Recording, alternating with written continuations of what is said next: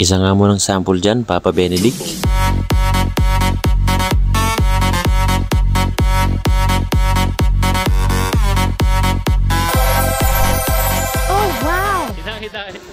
Okay, simulan na natin ang kwentuhan.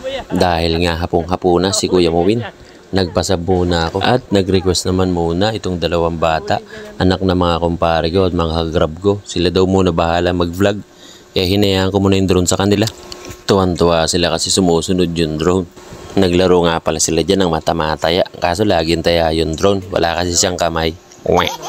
At syempre hindi naman nagpatalo si Kuya Clyde, nagpahabol din siya. Medyo porsado na nga yung takbo niya dyan eh. Pero mas porsado yung kabaho kasi baka mamaya kumampas yung drone sa may bakal.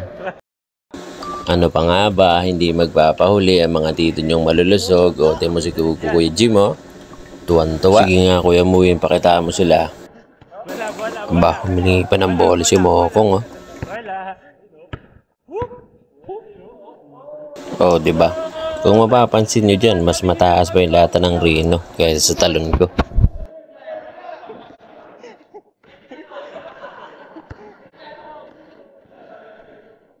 Oh, wala kayong napansin. Yung kaliwa kong binti, parang palikpik ng hitong pumitik ha.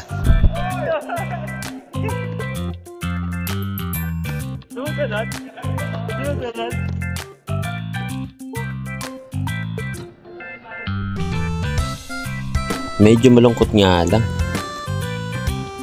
Nakaraan kasi ang dami-dami namin. Kung hindi ako nagkakamali, siguro mga 20 kami nung nakaraan. Ngayon, siyam lang, kulang pa sa 5. Papa Pits, bigyan mo ako ng isang malapit na 3. Yun, medyo mintes lang, medyo mintes. Oh, eto, Papa mo Benedict, dinasalan yung bola, din dribble, hinagot, nagpray, tinira, swak, buslo na buslo. Nag-backshoot lang kami dyan, 2 oras na backshoot, palitan. Dahil ginawan pa rin ng paraan para makapaglaro lang. 4 versus 4 player lang. Kasi sayang din naman yung bayad namin kung di kami pagpapawisan. Eto, si Kuya Douglas, pumorma sa 3. Ringless. Ringless, nakita nyo naman. Idol niya si Efren Reyes. Eto naman, si Kuya Jim. Palakad-lakad lang yan. Kuya Jim, bigyan mo nga sila ng kapayapaan. O, diba?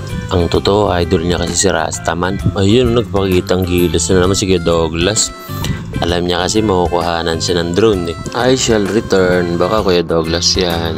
Sa mga panahon nga na to, pinakita ko kay Papa Benedict. Yung bundots niya kanina, tuwan-tuwa siya eh. Ang galing niya raw sumayaw eh. O siya, maraming salamat sa panonood kay Kuya Mowin. Hanggang sa muli.